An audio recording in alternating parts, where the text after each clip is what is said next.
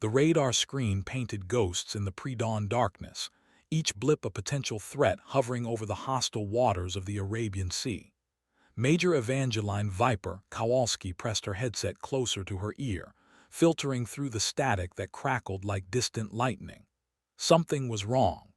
The intelligence briefing had promised clear skies, but her instruments told a different story entirely. Magic 7-1, this is Overlord. We're showing multiple contacts bearing 270, range unknown. Confirm your position. Her voice cut through the radio chatter with surgical precision, each word measured and deliberate.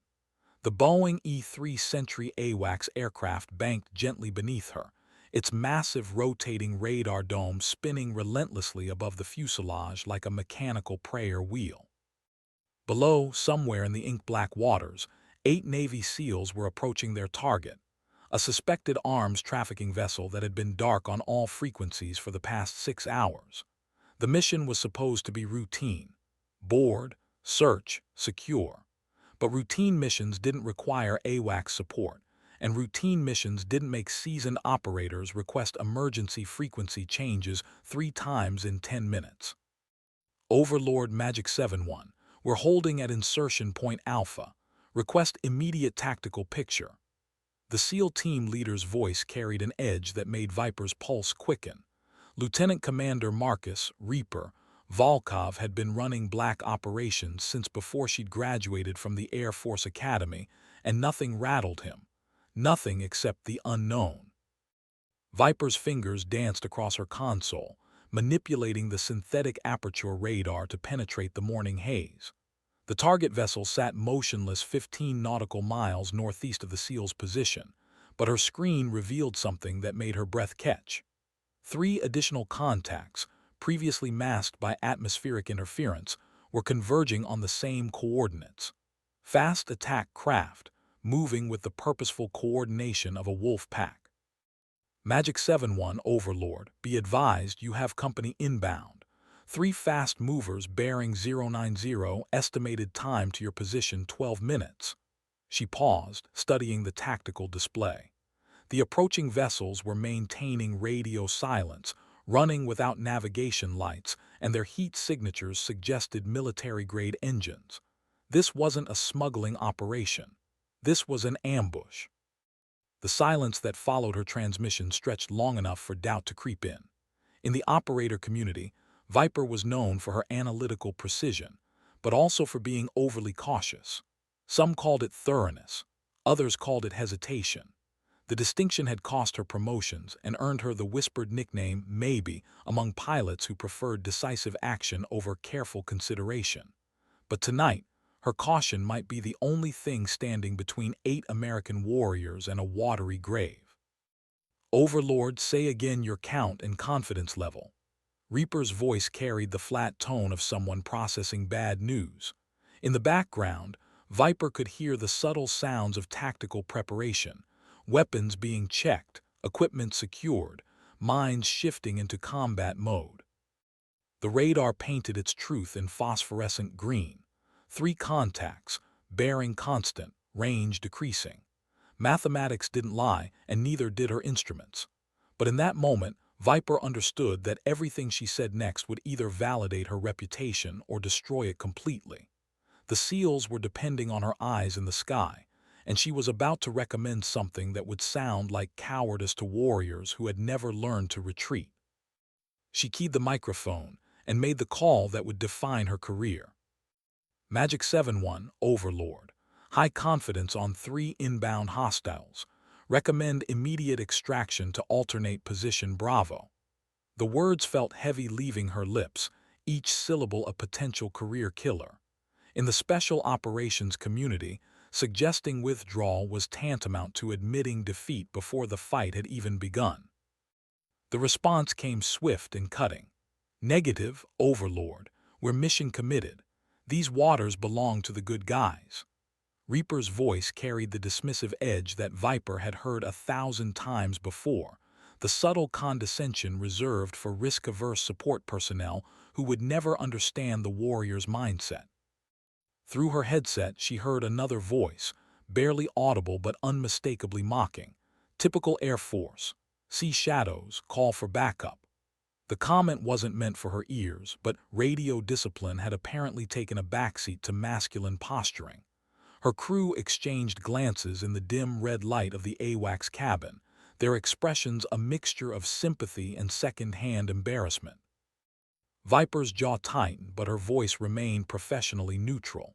Magic 7-1, Overlord maintains assessment. 3 fast attack craft, estimated arrival your position in 9 minutes. Request you reconsider tactical options.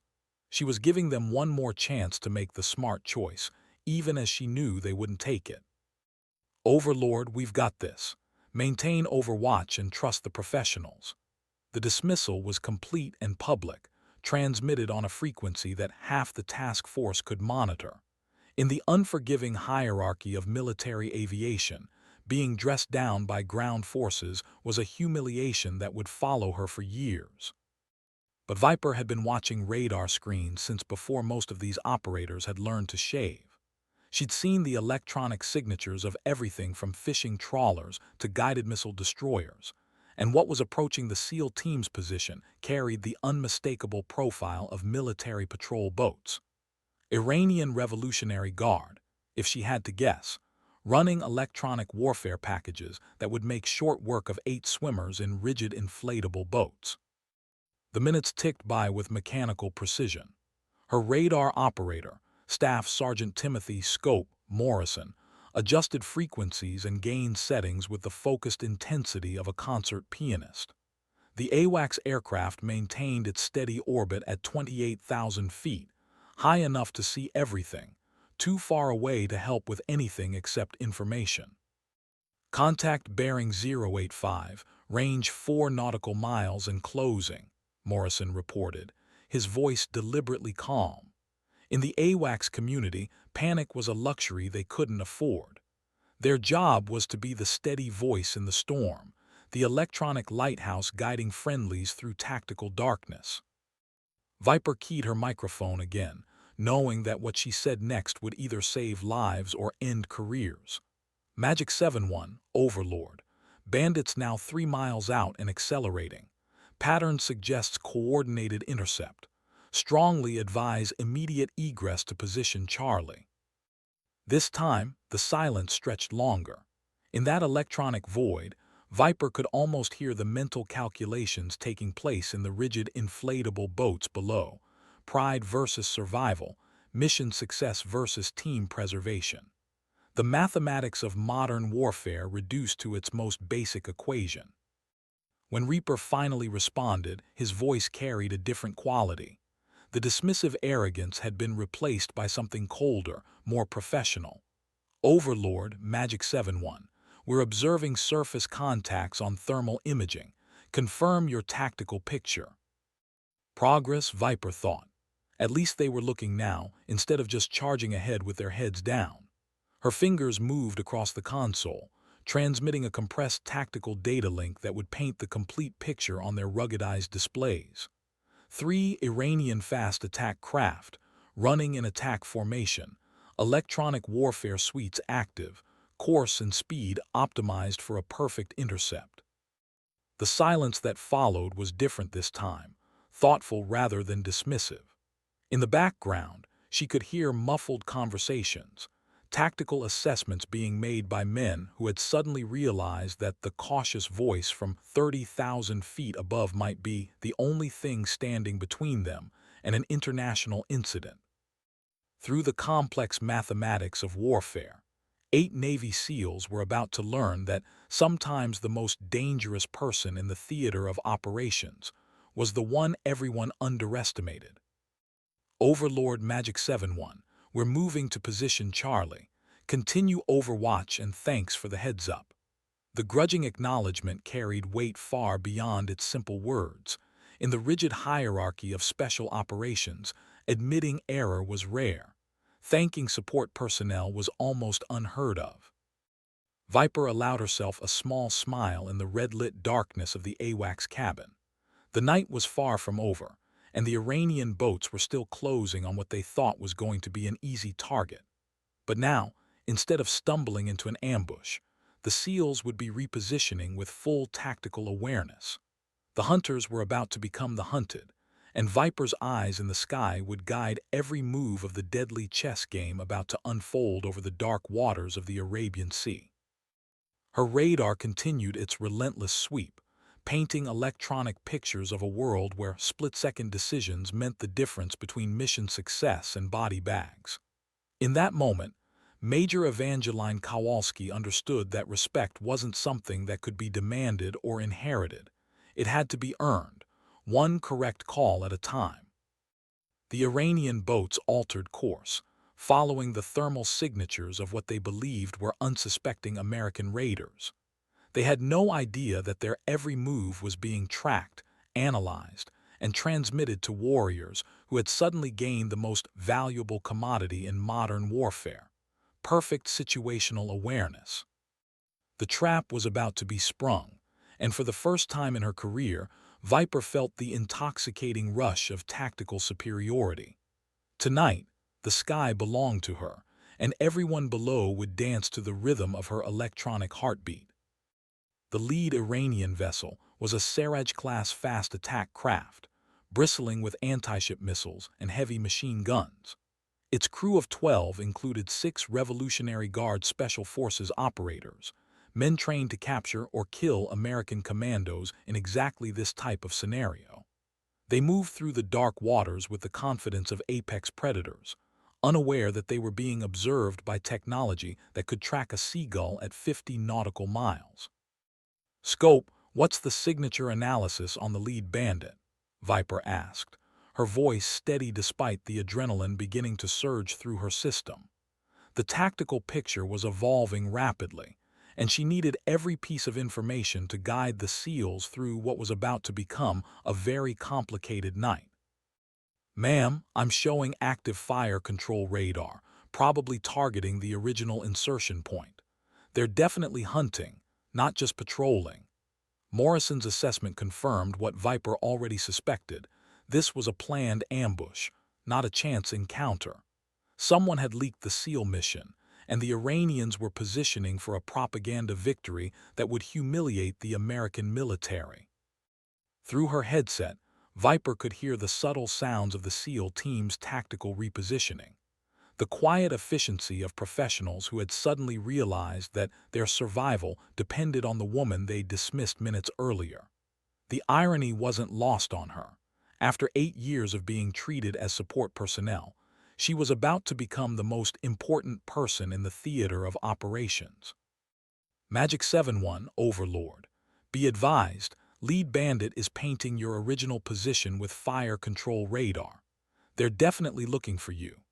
Her voice carried across the electronic spectrum, reaching men who were currently low-crawling across rocky shores in full combat equipment, trusting their lives to her ability to see threats they couldn't imagine.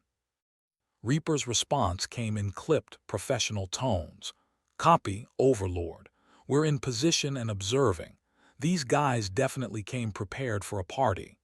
In the background, she could hear the distinctive sound of night vision equipment being adjusted and weapons being prepared for immediate use.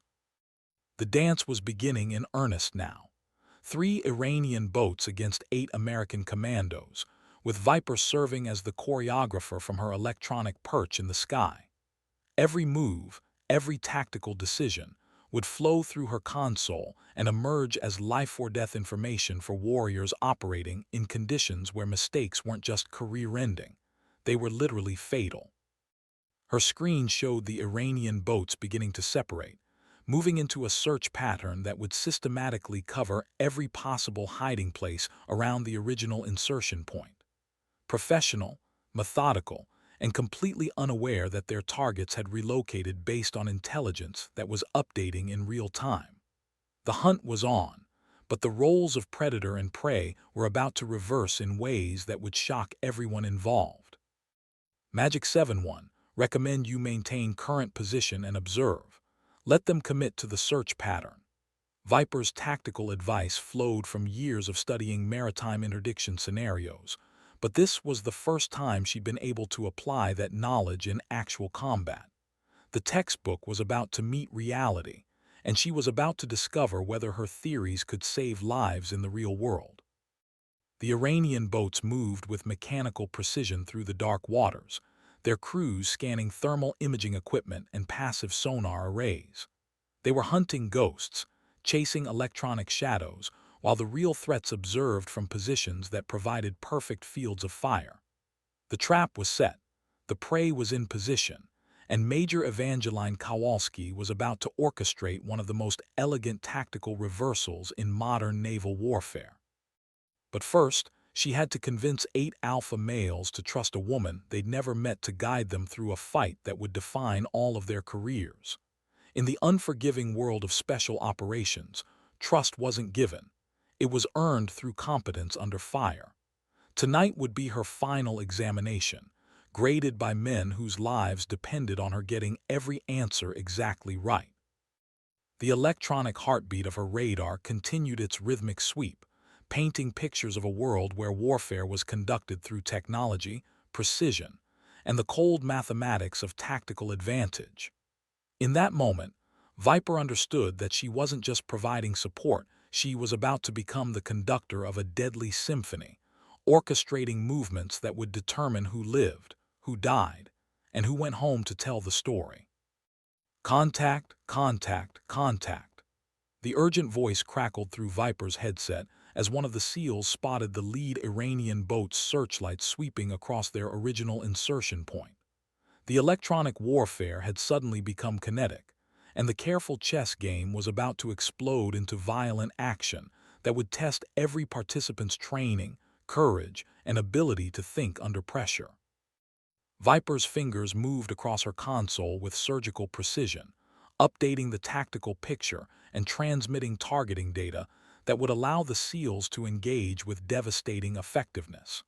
The Iranian boats had just committed to their search pattern, exposing themselves to an enemy they didn't know existed. In the cruel mathematics of modern warfare, ignorance was about to become fatal. Magic 7-1, Overlord. You are clear to engage when ready.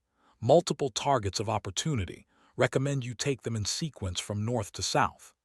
Her voice carried the calm authority of someone who had spent years preparing for exactly this moment. The theory was about to become practice, and every decision would be measured in American lives saved and enemies eliminated. The night sky over the Arabian Sea was about to witness something extraordinary. 8 American warriors, guided by a woman whose competence had been questioned and whose authority had been dismissed, were about to demonstrate why underestimating your opponent was the last mistake you ever made. The hunters had become the hunted, and Viper's eyes in the sky would guide every shot, every movement, every tactical decision that would turn a potential disaster into a complete victory. The electronic symphony of modern warfare was about to reach its crescendo, conducted by a woman who had waited her entire career for the opportunity to prove that precision, intelligence, and tactical awareness were more valuable than testosterone and bravado. Tonight, Major Evangeline Viper Kowalski would earn a respect that could never be taken away, and the men who had doubted her would learn why she had been given the call sign of one of nature's most perfectly evolved predators. The first shot rang out across the dark waters, followed immediately by the distinctive crack of high-velocity ammunition finding its target. The Iranian boat's searchlight exploded in a shower of sparks and glass, plunging its crew into darkness, while American night vision equipment turned the tactical advantage into an insurmountable edge. The dance had become a slaughter, and it was being choreographed from 30,000 feet above, by a woman who had just proven that the most dangerous weapon in any arsenal was a sharp mind operating with perfect information. Target neutralized, came the calm report from Magic 7-1. In the background, Viper could hear the controlled chaos of a perfectly executed ambush, multiple weapons engaging multiple targets, tactical communications flowing with mechanical precision, and the grim satisfaction of professionals who were finally fighting an enemy stupid enough to underestimate them. The night belonged to the Americans now, and every decision would flow through the electronic nexus of Viper's AWACS station. The second Iranian boat turned toward the gunfire, its crew responding with the trained reflexes of experienced naval combatants. But their response was being tracked, analyzed, and transmitted to shooters who were positioned in exactly the right places to exploit every tactical mistake.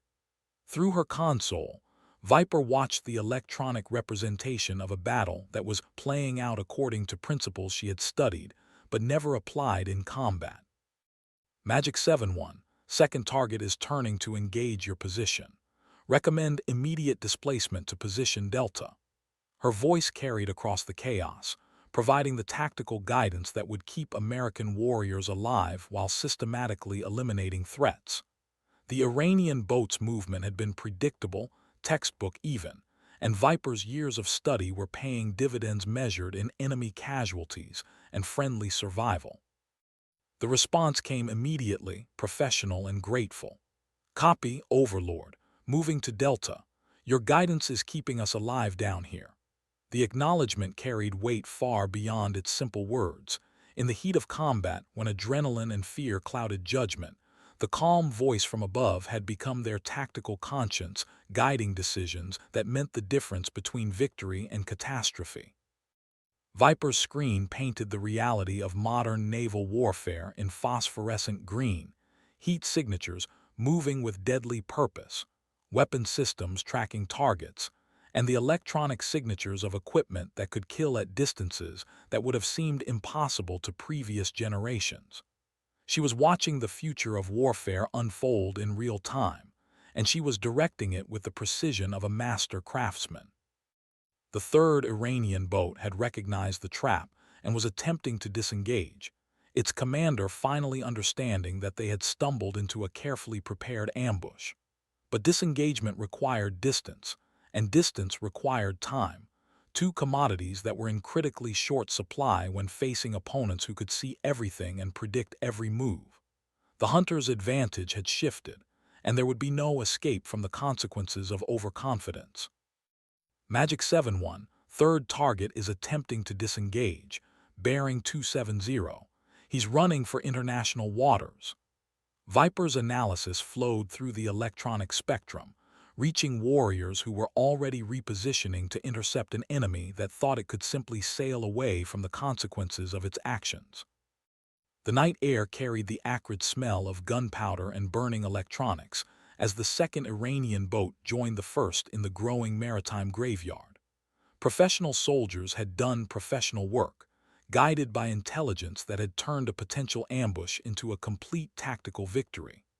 The mathematics of modern warfare had been applied with surgical precision, and the results were as predictable as they were devastating.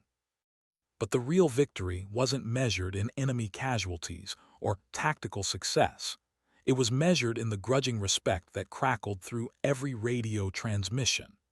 Major Evangeline Kowalski had earned something that couldn't be granted by promotion boards or awarded by commanding officers. She had earned the trust of warriors who had learned that competence wasn't determined by gender, branch of service, or reputation. It was demonstrated through performance under pressure, and tonight she had performed flawlessly. Overlord, Magic 7-1. Request permission to pursue fleeing target. The question carried implications that extended far beyond the immediate tactical situation. Pursuing a fleeing enemy into international waters was a decision that could trigger diplomatic incidents and congressional investigations. It was the kind of choice that defined careers and changed the course of international relations. Viper's response came without hesitation, her voice carrying the authority of someone who had proven her tactical judgment under fire. Magic 7-1, you are cleared to pursue. Maintain positive identification and follow rules of engagement. I'll coordinate with higher authority. She was taking responsibility for a decision that could end her career, but she was doing it to ensure that American warriors could complete their mission without bureaucratic interference. The electronic dance continued across the dark waters of the Arabian Sea, with each movement choreographed by a woman whose competence had been questioned and whose authority had been dismissed. The third Iranian boat was running hard for the safety of international waters, its crew finally understanding that they had underestimated both the Americans they'd tried to ambush and the technology that guided their every move. Through her headset, Viper could hear the controlled excitement of hunters pursuing wounded prey. The SEALs had transitioned from defensive to offensive operations, and they were closing the distance with the mechanical efficiency of apex predators. The night had become their ally, their advanced equipment had become their advantage, and their tactical intelligence had become their decisive edge in a fight that had started as an ambush and evolved into a rout. The radar painted its electronic truth across her console: one fleeing target, 8 pursuing Americans, and 30,000 feet of altitude that provided perfect overwatch for the final act of a drama that had started with mockery and was ending with profound professional respect. Major Evangeline Kowalski had waited 8 years for this moment, and she was about to prove that patience, precision, and tactical intelligence were more valuable than any amount of testosterone-fueled aggression. The fleeing Iranian boat pushed its engines to maximum power, leaving a phosphorescent wake that glowed on Viper's thermal imaging like a highway pointing directly toward international waters. But speed alone wouldn't be enough. The Americans had superior intelligence, superior equipment, and superior tactical positioning. The mathematics of pursuit were working against the Iranians, and every minute that passed reduced their chances of escape to something approaching zero. Magic 7-1, target bearing 268, range decreasing. Current course will intercept international boundary in approximately 8 minutes. Viper's voice carried the calm precision of someone conducting a complex mathematical equation where the variables included human lives, international law, and the reputation of American military forces. The response came immediately, crackling with barely controlled aggression. Copy, Overlord. We're closing range and preparing to engage. These bastards picked the wrong night to hunt Americans. The professional language barely concealed the emotional reality. Warriors who had been marked for death were about to deliver justice to the people who had tried to kill them. Through her console, Viper watched the final movements of a tactical chess game that had started with Iranian overconfidence and was ending with American superiority. The fleeing boat was pushing its engines beyond safe operating parameters, sacrificing mechanical reliability for speed that still wasn't enough to escape the consequences of its crew's tactical miscalculations. Target is showing signs of mechanical stress, reported her radar operator. Engine temperature is spiking, and they're losing speed. The Iranian boat's desperate flight was becoming self-defeating, as equipment pushed beyond its limits began to fail at the worst possible moment. Viper keyed her microphone, her voice carrying the authority of someone who had guided American warriors through a perfect tactical victory. Magic 7-1, Overlord. Target is experiencing mechanical difficulties. Recommend immediate intercept before they can effect repairs. Her tactical guidance flowed from understanding that wounded enemies were most dangerous when cornered, and that decisive action would prevent the situation from becoming more complicated. The final act was about to begin, conducted by a woman whose competence had transformed her from dismissed support personnel into the most respected voice in the theater of operations. The Iranian boat's engines were failing, its crew was trapped between mechanical breakdown and American pursuit, and the dark waters of the Arabian Sea were about to witness the conclusion of a hunt that had started with arrogance and was ending with justice. Major Evangeline Kowalski had earned something more valuable than promotions or decorations. She had earned the unshakable respect of warriors who had learned that tactical intelligence, properly applied, was the most devastating weapon in any arsenal. Tonight, the sky had belonged to her, and everyone below had danced to the rhythm of her electronic heartbeat. The hunt was nearly over, but the legend of Viper was just beginning. The Iranian boat's port engine seized with a mechanical scream that carried across the water, its superheated components finally succumbing to the abuse of maximum power operation. The vessel lurched violently to starboard, its remaining engine unable to compensate for the sudden loss of thrust. Through her thermal imaging, Viper watched the heat signature change as the crew scrambled to assess their mechanical failure and determine their rapidly diminishing options. Magic 7-1, target has lost propulsion and is dead in the water. You have approximately 4 minutes before they reach international boundary. Her voice carried the clinical precision of someone reporting mathematical certainties rather than life-or-death tactical developments. The Iranian crew's desperation had become their undoing, and the Americans were about to capitalize on mechanical failure with the ruthless efficiency that defined special operations warfare. The SEAL team's response crackled through her headset, professional acknowledgement mixed with the grim satisfaction of hunters closing on disabled prey. Copy, Overlord. We're moving to intercept. Prepare for boarding operations. In the background, she could hear the subtle sounds of equipment being prepared for close-quarters combat, weapons being chambered, zip-tie restraints being readied, and tactical communications being established for operations that required precision rather than firepower. Viper's radar painted the final movements of a pursuit that had evolved from ambush to route to capture operation. The disabled Iranian boat was drifting with the current, its crew's options reduced to surrender, fight, or die. The mathematics of their situation were brutally simple: 8 American Special Operations warriors, superior equipment, perfect intelligence, and tactical positioning that eliminated any possibility of escape or effective resistance. Overlord Magic 7-1. We're alongside the target vessel. Crew appears to be attempting to destroy sensitive equipment.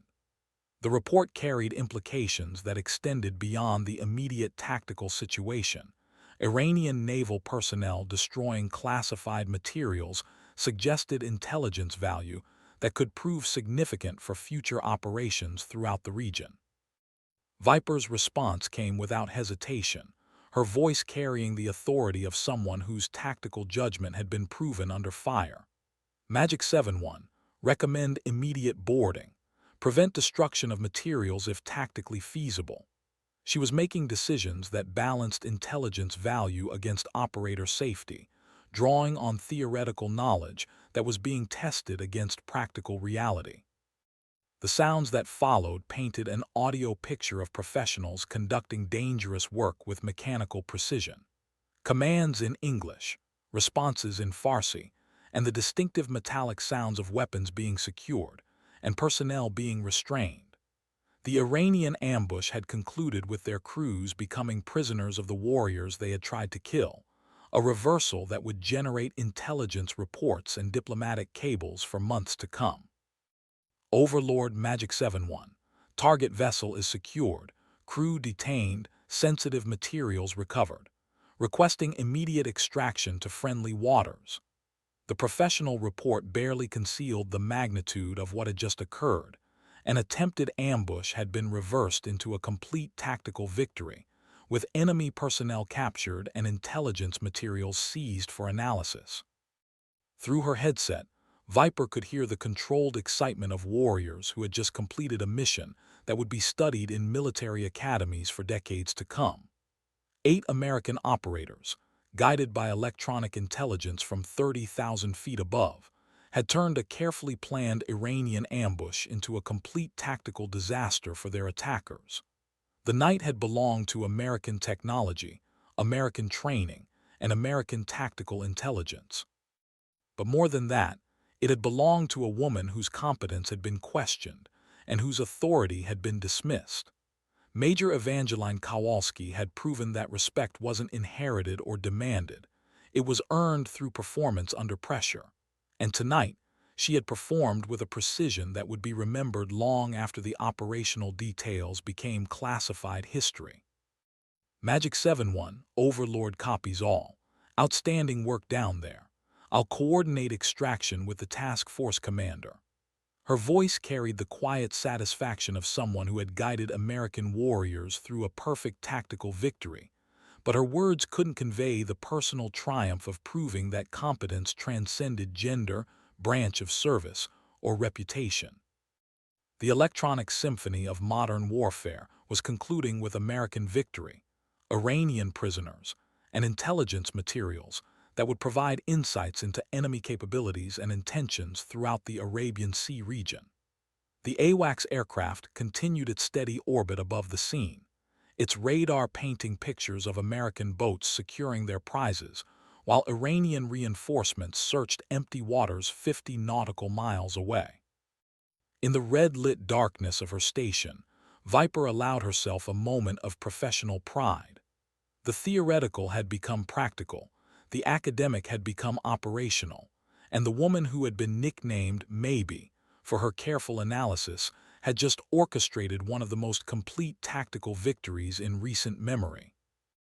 The transformation from mockery to respect had been measured in enemy casualties, captured personnel, and American lives saved through superior intelligence and tactical guidance.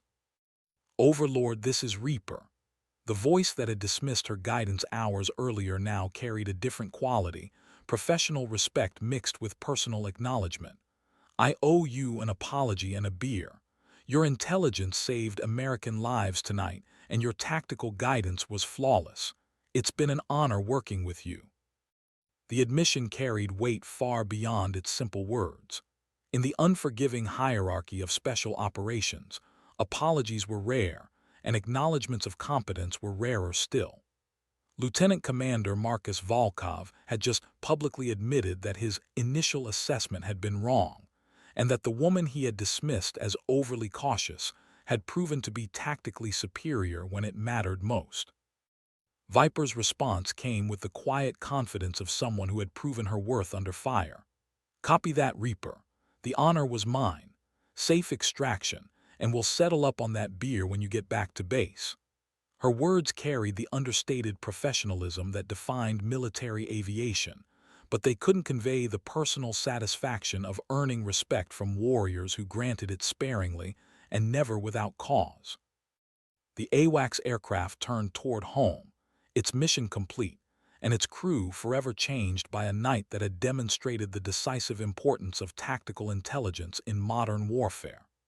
Major Evangeline Kowalski had waited 8 years for the opportunity to prove her competence under fire, and she had seized that opportunity with a precision that would define her career and inspire generations of military aviators who followed in her footsteps.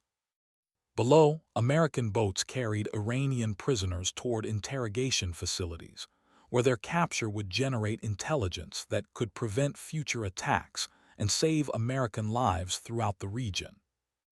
The attempted ambush had been reversed into a complete tactical victory, but the real victory was measured in something more valuable than enemy casualties or captured equipment. It was measured in the respect earned by a woman who had proven that competence, properly applied, was the most devastating weapon in any arsenal. The dark waters of the Arabian Sea carried the debris of Iranian overconfidence and American tactical superiority, but they also carried something more significant, the beginning of a legend that would inspire military aviators for decades to come. Major Evangeline Viper Kowalski had earned her call sign through performance that transcended gender, branch of service, and institutional prejudice. She had become what every military professional aspired to become, a warrior whose competence was matched only by her courage, and whose tactical intelligence had saved American lives when it mattered most. The electronic heartbeat of her radar continued its rhythmic sweep, painting pictures of a world where warfare was conducted through technology, precision, and the deadly application of superior intelligence. In that moment, Viper understood that she had become something more valuable than a decorated officer or a respected aviator. She had become a symbol of what was possible when competence was allowed to flourish without regard for traditional prejudices or institutional limitations. The night sky over the Arabian Sea began to lighten with the first hints of dawn, painting the horizon in shades of gold and crimson that reflected off the calm waters below.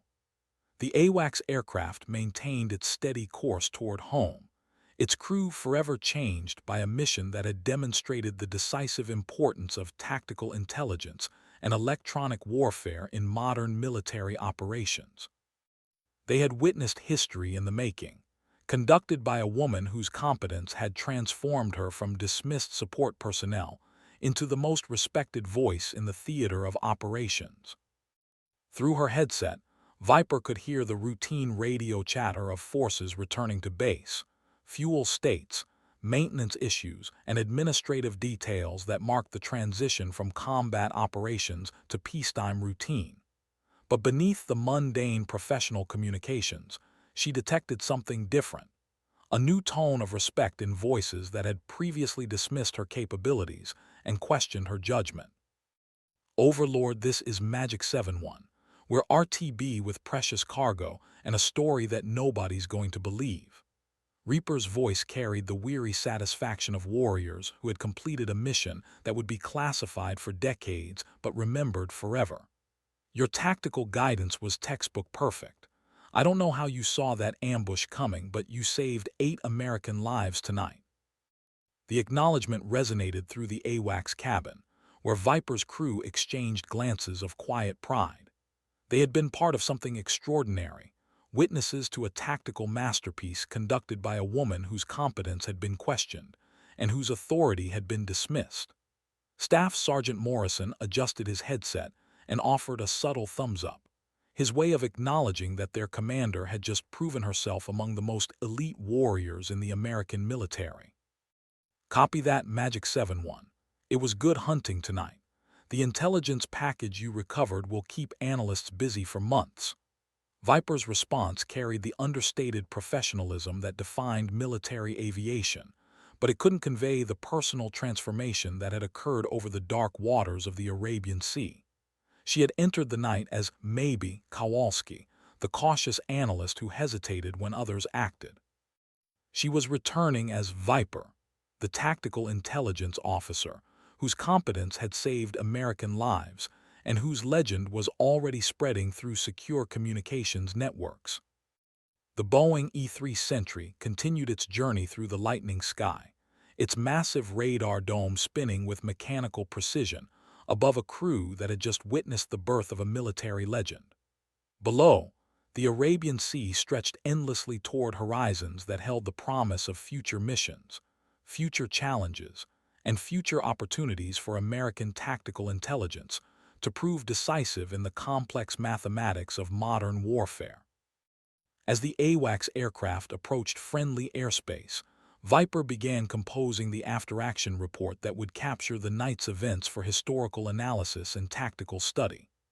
The dry language of military bureaucracy could never adequately describe the transformation that had occurred, from mockery to respect, from dismissal to acknowledgement, from maybe to Viper. But it would document the tactical decisions, electronic intelligence, and operational outcomes that had turned a potential disaster into a complete American victory. The sun continued its rise over the Arabian Sea, painting the sky in brilliant colors that reflected off the calm waters below. Somewhere in those waters, Iranian naval commanders were trying to explain how a carefully planned ambush had resulted in the capture of their personnel and the loss of sensitive intelligence materials.